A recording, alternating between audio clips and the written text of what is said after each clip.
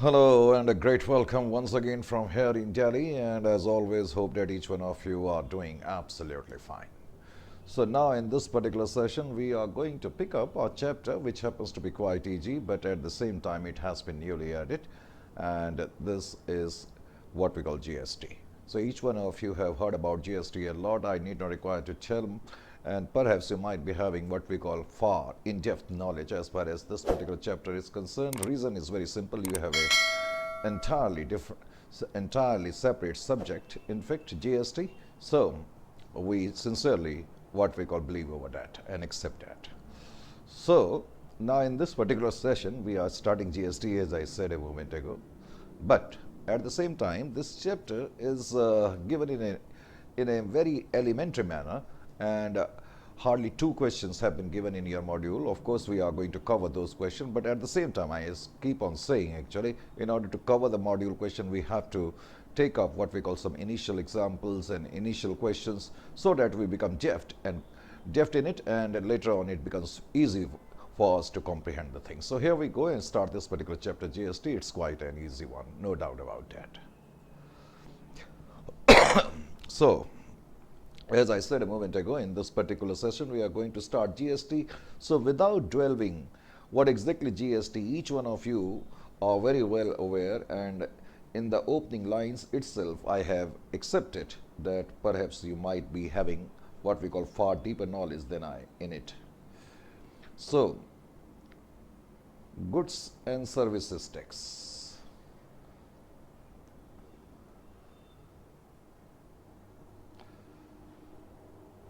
GST.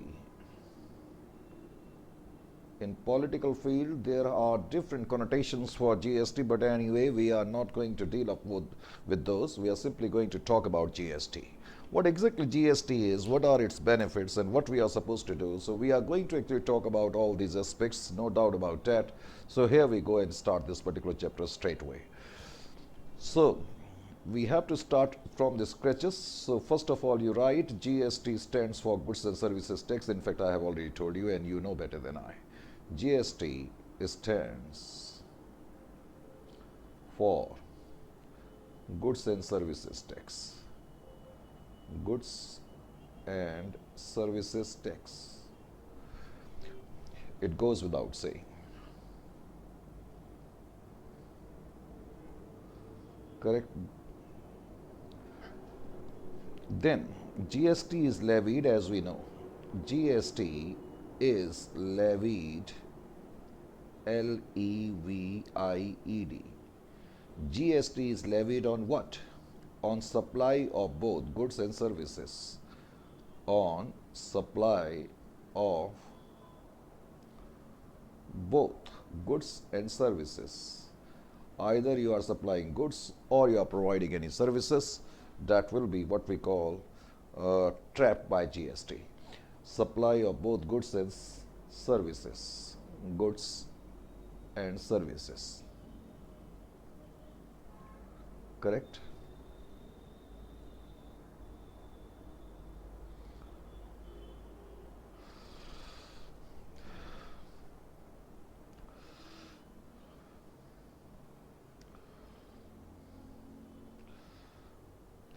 Then third,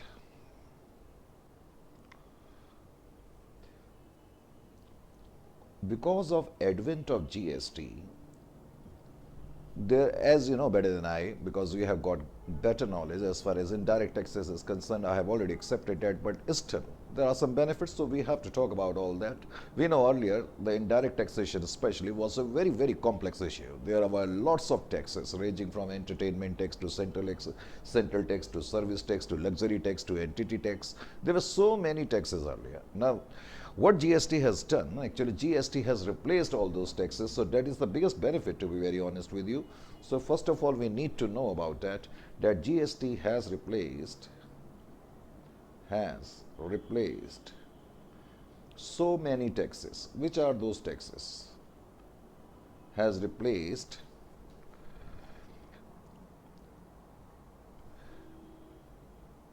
just give me a minute. So GST has replaced, as I said a moment ago, A, taxes levied by central government, CG, central government. For example, central excise duty, central excise duty,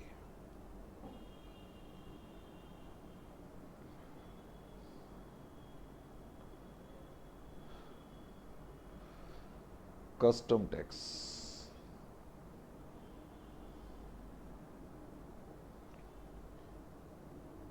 service tax. So earlier central government used to impose or levy such taxes, but now these taxes, plethora of taxes now have been replaced by only one system, that is GST. Service taxes, etc. Similarly, B, taxes levied by state government, levied by state government, SG I am writing. For example, state VAT, state value added tax, CST, luxury tax.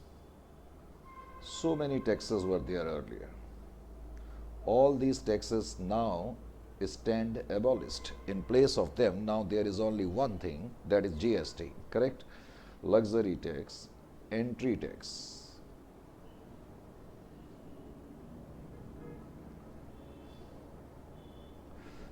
entertainment tax,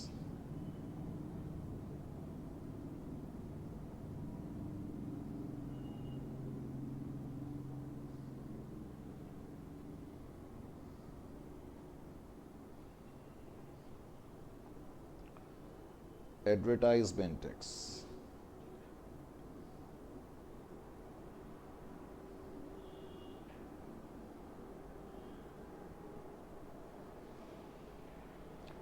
purchase tax. So all these taxes now stand abolished, as I said, and have been replaced by GST, correct? So that is the what we call biggest benefit which we are deriving because of what we call advent of GST, as you can say. So we can now say what exactly are the benefits. One benefit I have already given you, but still, benefits of GST.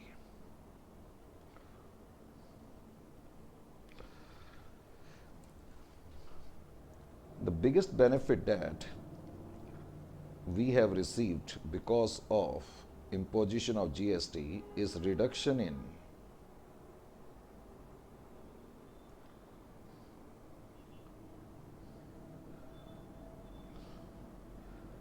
cascading. Cascading means multiple times. Cascading of taxes. As you know better than I what exactly it means. You know earlier, suppose at this particular point tax is imposed, then again the tax would be imposed later on, then again the tax will be imposed. So there were multiple impacts of the taxes. So, and price used to be a bit higher. So now because of GST, because now there is a flat system, so no cascading of taxes is there. That means goods or supply will be taxed only once. And because of this, prices also have reduced. Overall, reduction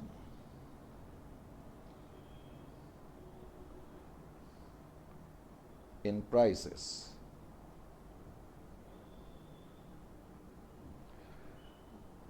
Another advantage is that it is self-regulatory in nature. Self-regulatory. Self-regulatory in nature. What does it mean? It means if suppose I happen to be the supplier of goods or for that instance any service, in that case I myself is going to compute what we call, later on we will say input or output taxes, and accordingly I can claim what we call refund for the same also. So basically here the calculations will be done by the manufacturer or the trader by himself, correct? So there are no hard and fast rules, so it's basically self-regulatory in nature, that's why we call it. And because I have already written prices falls, and it helps in reducing the inflation also, helps in reducing inflation, reducing inflation.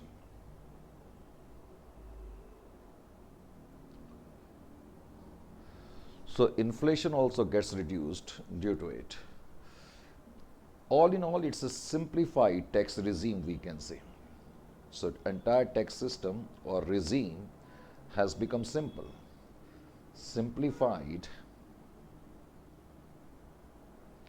entire tax regime. So entire system of taxation has been simplified.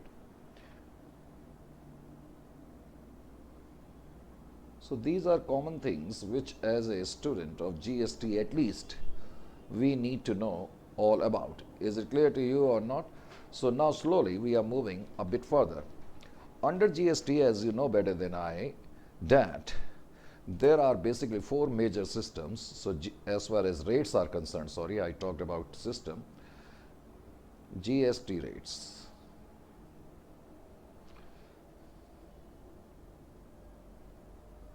GST rates. As far as GST is concerned, under GST we find there are basically four rates: 5%, 12%, 18%, and peak rate, as we call it, 28%, which is mostly imposed on luxury item or sin goods. Sin goods means goods which are considered as sinful from the perspective of the society, like liquor or what we call any other things, correct, which is not very what we call conducive for the social environment. So considered as sin goods. Sin itself means, as you know, correct, something which is very bad. So these are the four major rates. Besides, there are some special rates also, but these are the four major rates. The special rates are there, which ranges between 3% to 0.5%, and there are some goods which have been specified on which 28% tax is imposed, but besides that some cess is also imposed, and that is generally done in case of highly luxurious item or sin goods, correct? So now, next point I would love to state,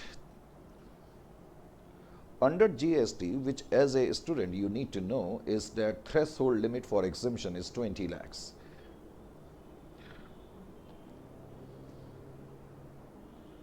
Threshold limit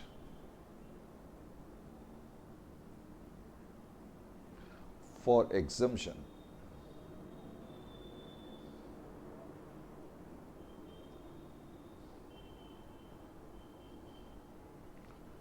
is rupees 20 lakhs. Suppose I am a manufacturer or trader and I supply goods and my turnover is up to 20 lakhs only, then in that case I need not require to pay GST. Is rupees 20 lakhs. Correct? However, this threshold limit is rupees 10 lakhs for a special category states. Honestly speaking, at this particular moment, even I am not aware of this particular fact, whether this particular line is relevant or not. I honestly accept that. Something which is not clear, I need to tell you also. Why I am not clear? Earlier, because this particular line used to stand for J&K. But as you know, now J&K has been divided into 2 union territories. So whether this particular, what we call a special exemption, stands now or not, right now we are not clear about that. but the moment it would come to my light, I will definitely would be the first person to let you know. Correct? So right now we are simply saying that it is rupees 20 lakh. I'm presuming right now, because of what we call, you can say, reorganization of J&K into two union territories. So we do not know even whether this particular special, you can say, status right now stands or not. Correct? Because earlier it used to stand definitely for J&K. Then now we come over to accounting aspects. This is what we are more concerned of with, to be very honest with you. Accounting. We are basically more concerned with the accounting aspects. Our area is accounting for GST. So what you need to know as far as GST is concerned and as far as accounting for GST is concerned, first thing which we need to know is that entire GST is divided into three parts. You can say GST is of three types. What are those types? GST is of three types, correct? Diagrammatic representation I am putting before you. As you know, A, we call it CGST, Central Goods and Services Tax. Then there is B, SGST. However, it is SGST or it could be UTGST. UT stands for Union Territories. Either it would be state GST or it would be Union Territory GST. Then third one is IGST, Integrated Goods and Services Tax.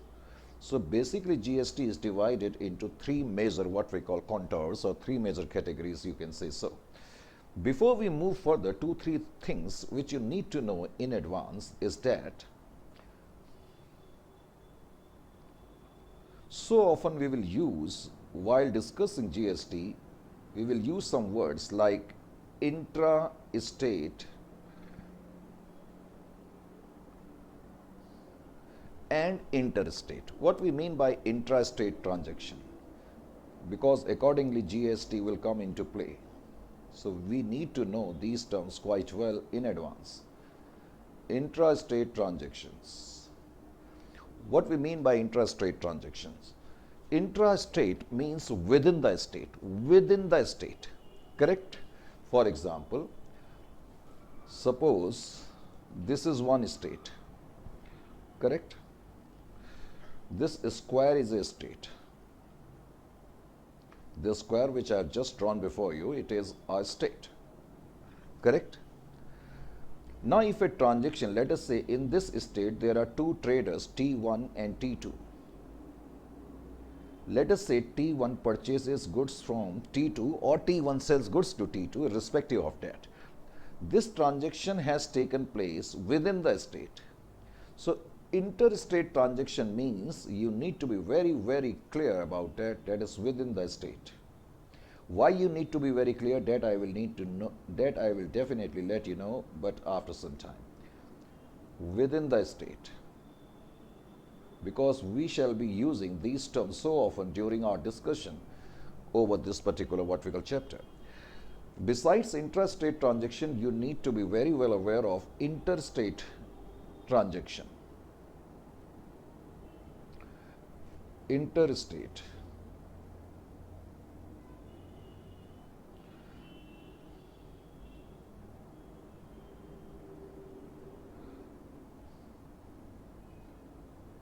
Interstate transaction.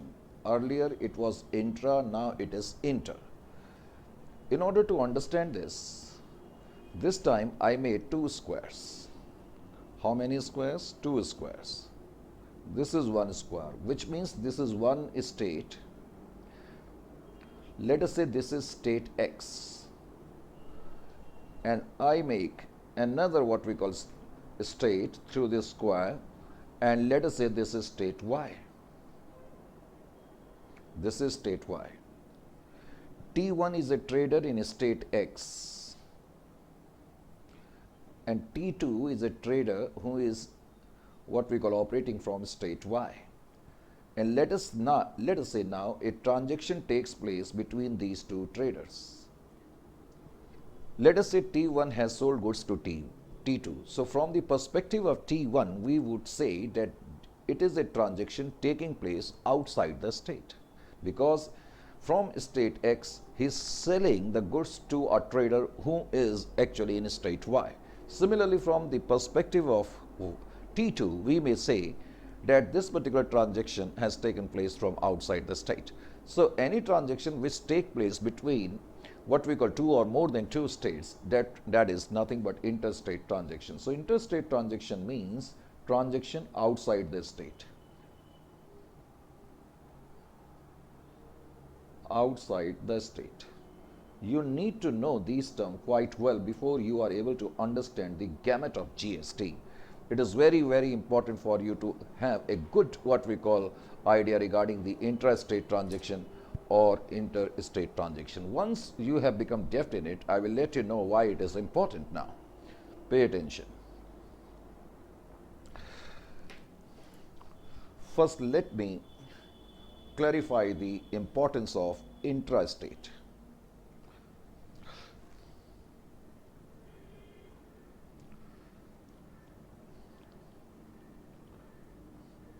Intrastate transaction.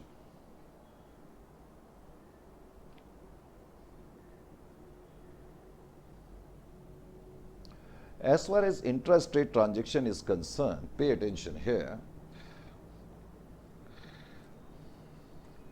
Let us say there is a trader T1, correct? And he sells goods to T2. T1 sells goods to T2.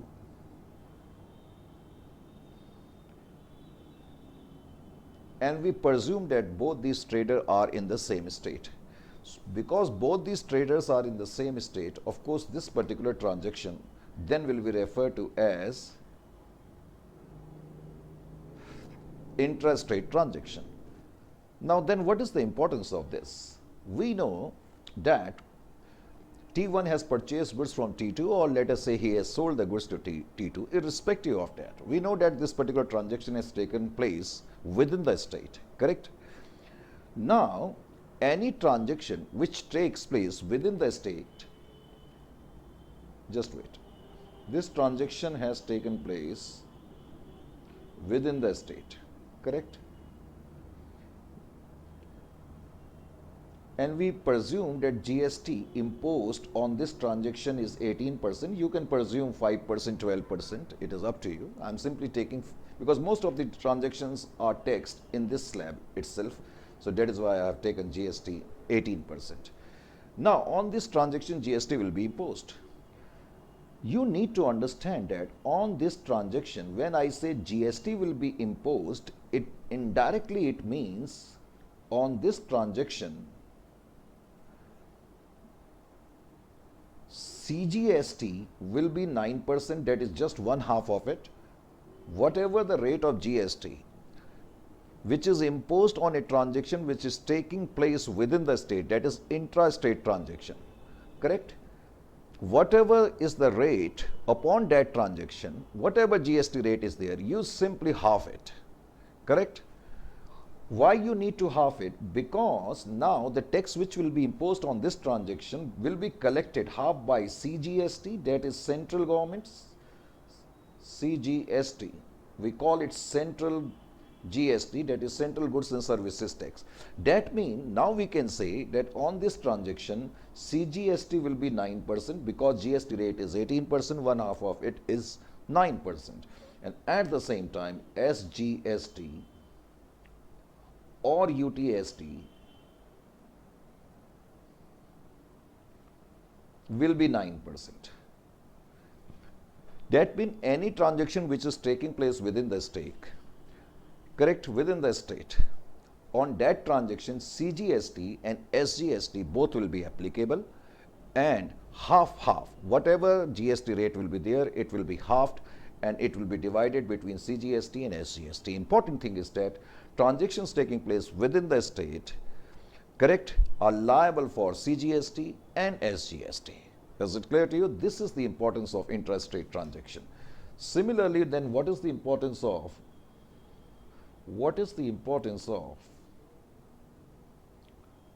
interstate transaction?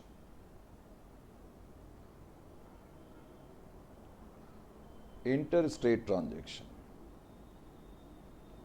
What is the importance of interstate transaction? Let us say T1 is in state X and T2 is in state Y. T1, T2. Obviously, transaction which is taking place in between these two persons, these two traders, is interstate transaction, correct? On interstate transaction, on intrastate we impose CGST and SGST, while on interstate transaction we impose IGST, integrated goods and services tax. Is it clear to you or not? If transaction takes place within the state, generally the revenue comes in the hands of both central government and state government. If the transaction takes place outside the state, generally revenue comes in the hands of what we call central government. Is it clear to you or not? You cannot write CGST. If we will write CGST, then entire things will become complex, correct? That is the reason actually why a new name has been suggested, IGST. It is a sort of CGST, you can say, but we will use the term IGST only, correct? So, after having a look over the two major components of the entire gamut of GST, that is intrastate and interstate, now we move a bit further. As far as accounting perspective is concerned, you need to know very well which are the ledgers which we need to maintain. Ledgers to be maintained.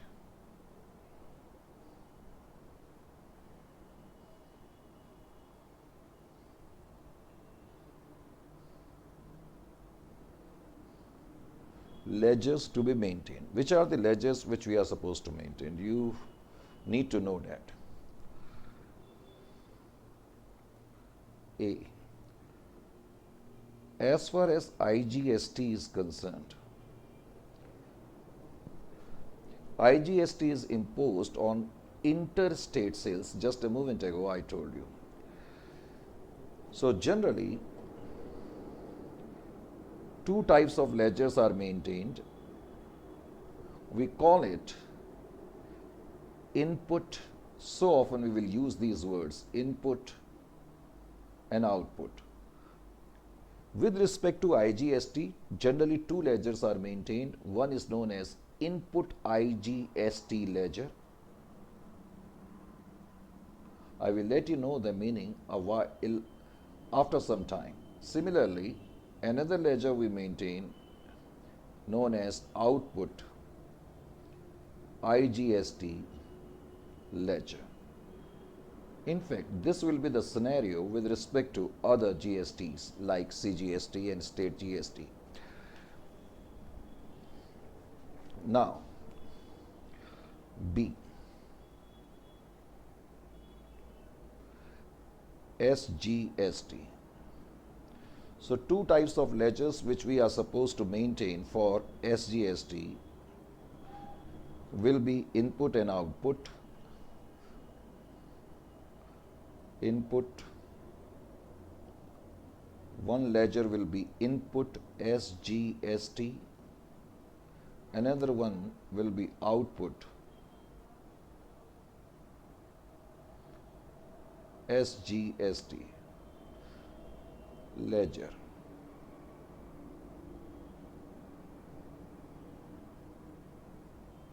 Similarly, for CGST,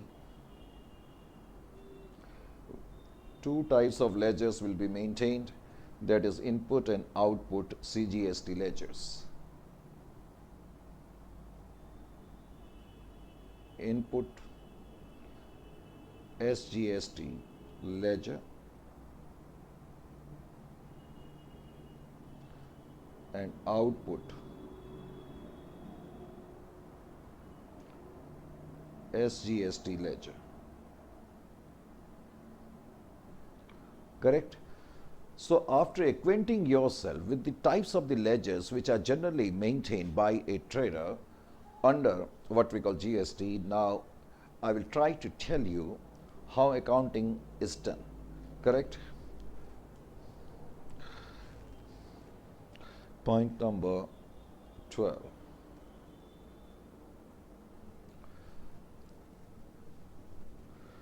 Let's take a case of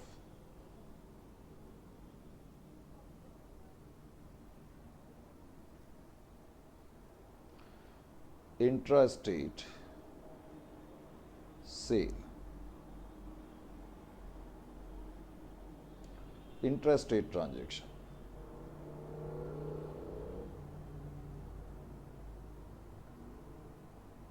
Correct? Let's take a case of it. We presume T1 is in state X and T2, another trader, is also in state X. That means this transaction is taking place within the same state. That is why it is intrastate transaction. Correct? Now what is the transaction? Let us say T1 purchases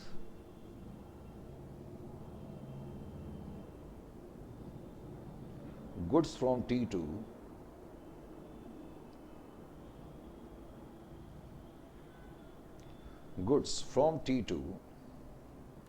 correct, for rupees 1 lakh.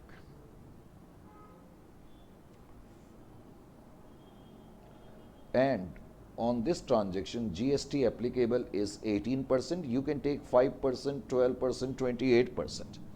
I don't mind, correct? But as I said, most of the goods comes in this rate. So that is the reason actually, more often than not, I will take 18% during my example. But there is no hard and fast rule. You can take anyone, correct? Just give me a second.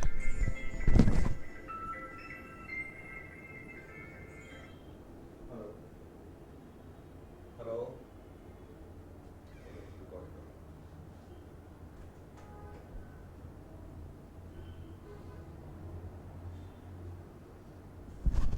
So, I was talking about the GST rate. I have given you the entire liberty and freedom that you can pick up anyone, correct? Now, suppose if you are T1, how will you record this particular transaction? See here. First, you think of and visualize the transaction.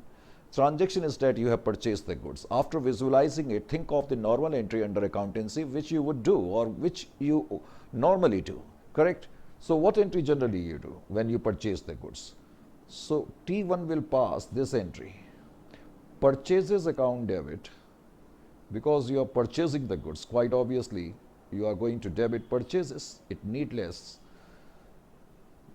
It goes without saying, isn't it? Purchases account debit. You have purchased the goods for rupees 1 lakh. Now, because of GST, you simply cannot write purchases account debit to cash account. This is normal accounting entry. We have to do the accounting keeping into account the GST facet now. Because GST rate is 18%, think here very coolly and calmly. This is a transaction intrastate. Whenever there would be intrastate transaction, I have already told you both SGST and CGST will come into play. Correct? So, you will here write input CGST. You have purchased the goods. You will have to pay that GST, no doubt. 9% your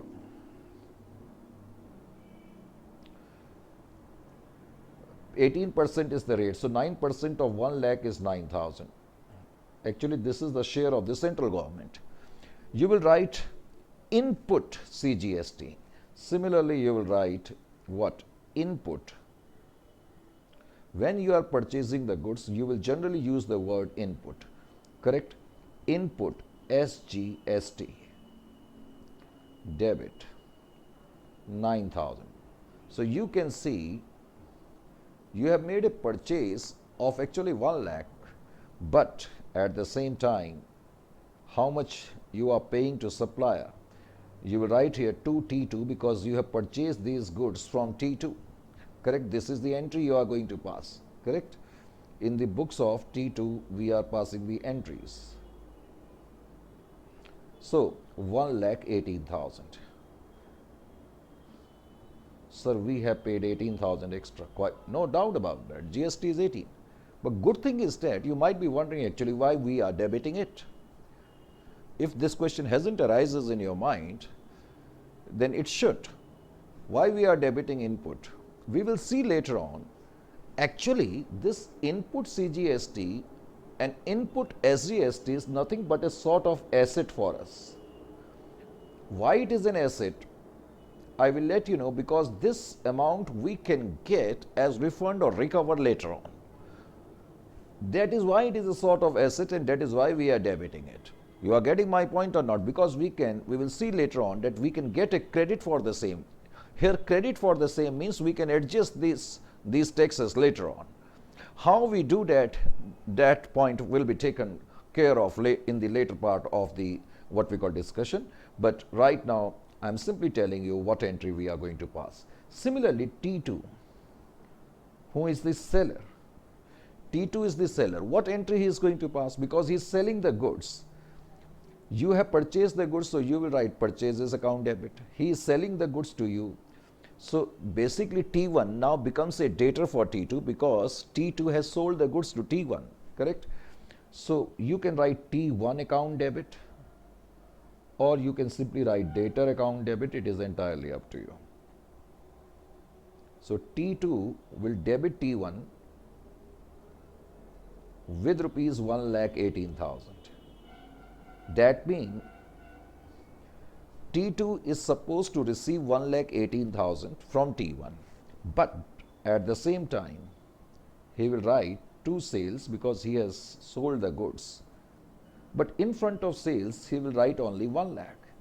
In spite of the fact that he is supposed to receive 1,18,000, he will write only 1 lakh. Reason being is that these two amounts which supplier will collect, no doubt, from T1, these amounts now will have to be paid by T2 to the government.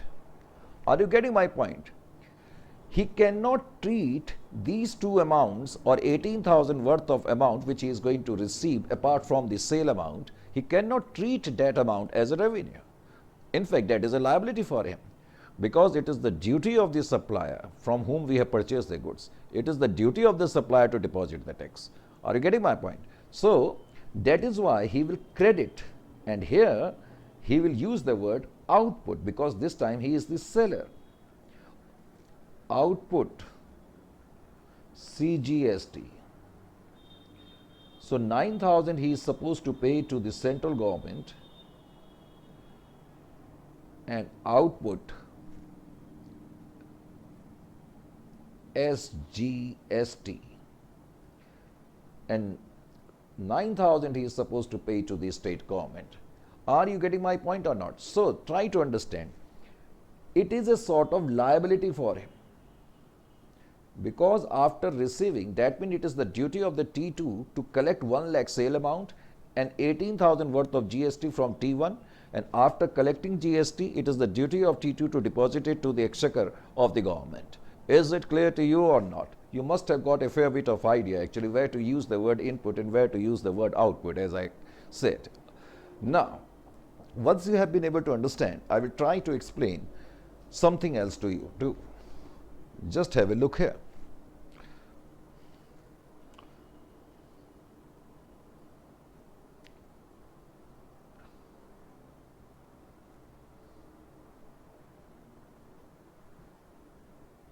Another example now I am picking up. In this example, what is happening?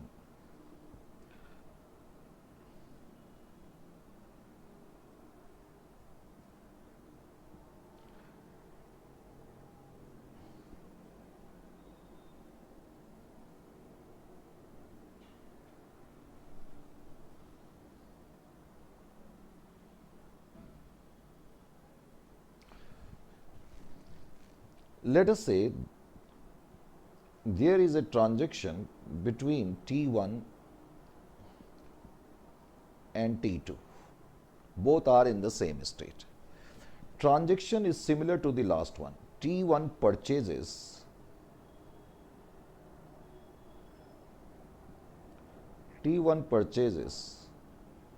goods from T2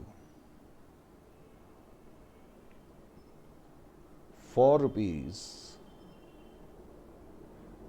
1 lakh. GST applicable 18%. After purchasing the goods from T2,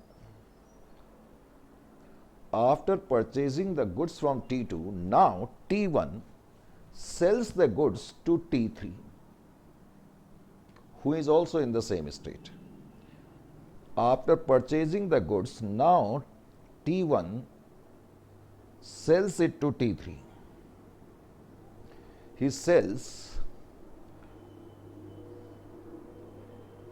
T1 sells to T3.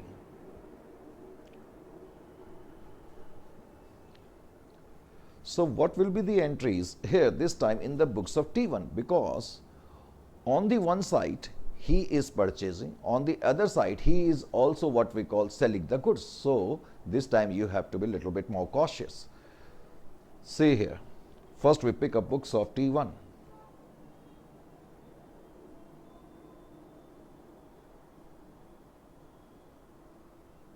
Books of T1. Now T1 will pass the first entry similar to the one which we passed earlier.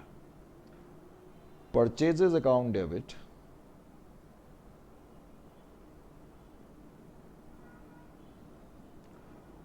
we purchased goods worth rupees 1 lakh. So input, and it is an intra-state transaction. So both CGST and SGST will come into play. So input CGST 50% of 18%, 9%, 9,000. Similarly, input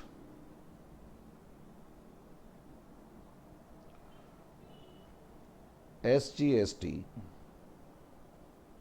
9,000. 2.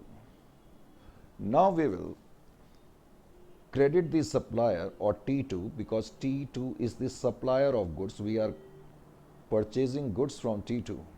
You can use the word supplier or creditor instead of T2. 1,18,000. After purchasing these goods, now T1 sells these goods.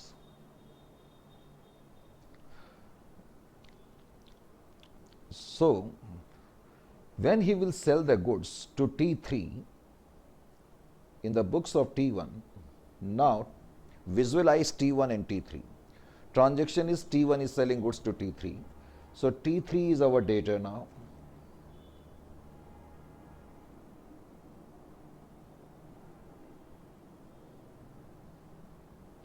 $1 lakh worth of goods. We are selling 1 lakh worth of goods, or amount I haven't written the amount. Okay, T1 sells goods to T3 1,50,000. Let us say he sold the goods to T3 for 1,50,000. You presume any figure. So I will write here two sales. Sale amount I will write. I sold the goods 150 worth. Because this time I am selling, I will use the word output. It is an intra-state transaction. So both CGST and SGST will come into play. So I will write output CGST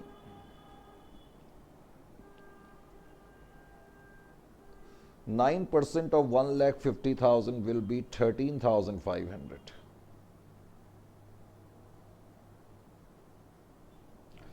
Similarly, output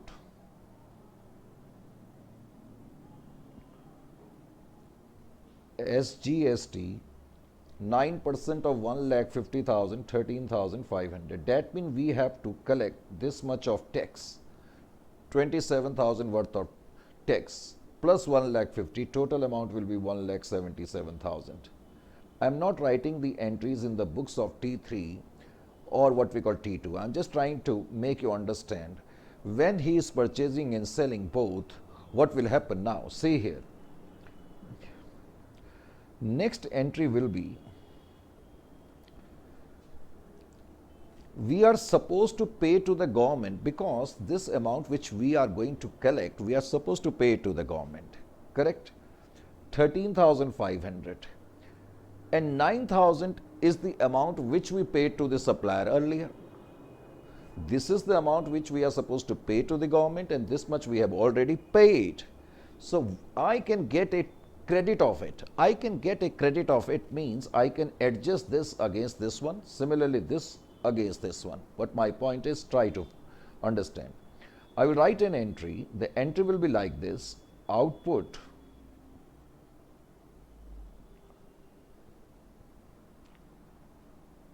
CGST,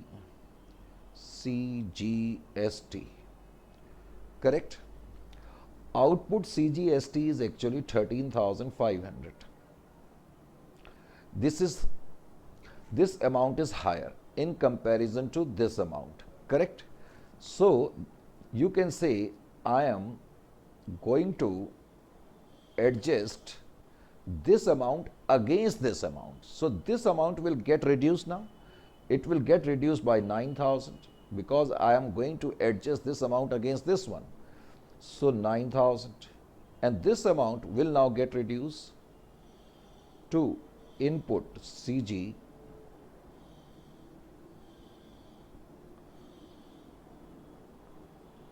it is known as offsetting. So you can see I have offset my input CGST against the output CGST, correct? So after offsetting, it will become 0 and it will get reduced by 9,000. You can see this here, it is credit, now it is getting a debit. So that means ultimately I have to pay 4,500. Similarly, I will pass another entry. This entry will be output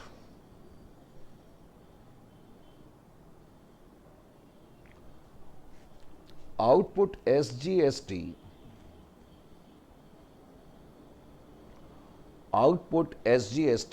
because this amount is higher and this is less. So I am going to offset this amount against this amount. Debit 9,000. When I am adjusting it or writing it off, it means now here it is this the debit balance, it will get wiped out. So I will have to credit it to input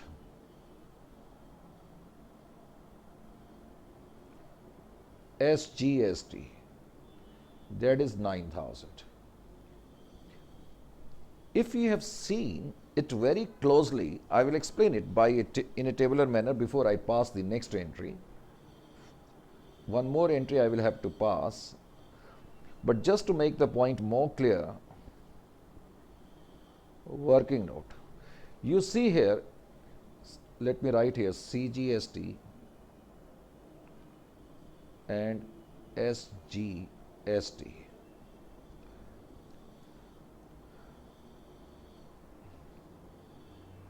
When I am writing here output, it means output CGST is 13,500 and output SGST is 13,500. I have already told you the output IGST, output CGST or output SGST basically is a liability, because after collecting it, you will have to pay it to the government. So it is a liability. And now you are adjusting your input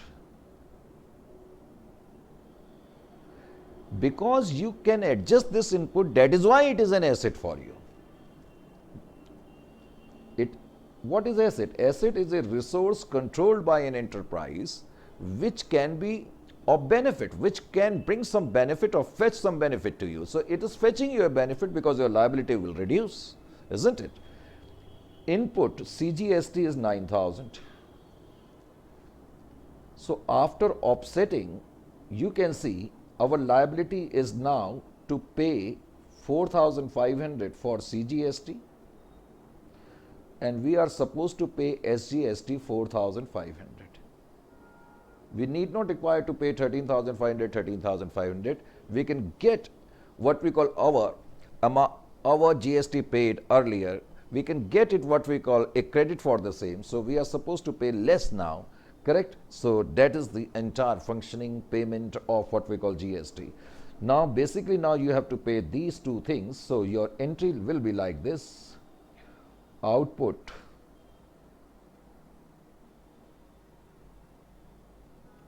CGST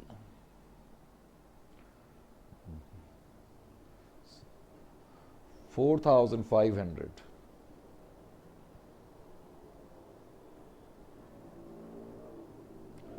output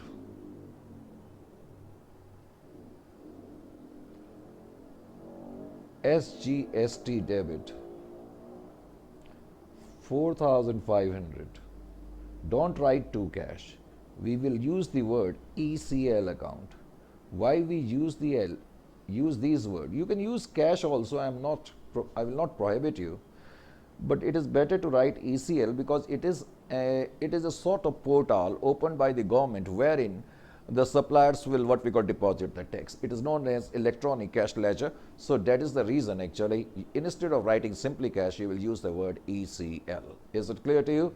So you must have got a bit of idea actually why we maintain so many ledger, what exactly GST, what kinds of GST are there, which type of GST is applicable, what exactly interest rate trade and interest rate sale. So once you become deft in it, now in the upcoming session we will try to equip you with the accounting process in a what we call more or deeper manner, correct? So we stop this class over here itself. In the upcoming one we will have something more to discuss.